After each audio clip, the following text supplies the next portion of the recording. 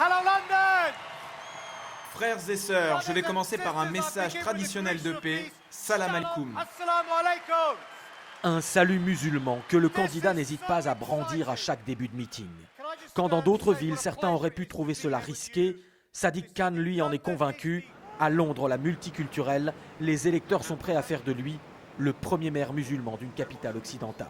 Fils d'immigrés pakistanais, né à Londres dans une famille de 8 enfants, Sadiq Khan met surtout en avant son parcours, celui d'un jeune de quartier populaire devenu avocat, puis député à la force du poignet. Mon père était chauffeur de bus et ma mère couturière. On vivait dans un HLM du sud de Londres avec mes parents, mes frères et sœurs.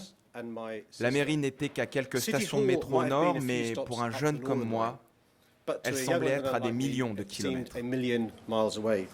Alors que son concurrent du Parti conservateur, Zach Goldsmith, est l'héritier d'une famille de milliardaires, les origines sociales de Sadiq Khan trouvent écho auprès de nombreux Londoniens. La capitale britannique est si grande qu'elle ne se réduit pas au quartier financier de la City ou bourgeois de Kensington. La ville de Londres a été confisquée par les riches sur le dos des gens ordinaires. Et il est temps de changer cela.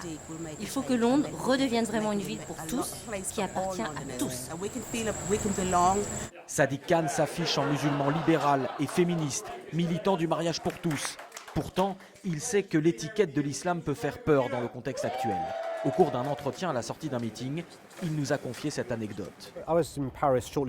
J'étais à Paris en novembre dernier, juste après les attentats. Et j'y étais aussi quelques mois avant, à l'Olympia, pour y écouter un concert avec ma famille. Ça aurait pu être moi, avec ma famille, victime de ces atrocités. Moi, je veux être un musulman britannique qui défait l'extrémisme, qui défait les radicaux. J'ai un plan pour garder Londres sûr et s'attaquer à l'extrémisme. Vous savez, aujourd'hui en Europe, nous avons tous des origines multiples. À 4 jours du scrutin, les sondages, qui n'ont certes pas été très fiables lors des précédentes élections, donnent une avance de 10 points à Sadiq Khan. S'il s'installe ici, à la mairie, il gérera la plus grande ville du monde occidental, Londres ayant même devancé New York en population.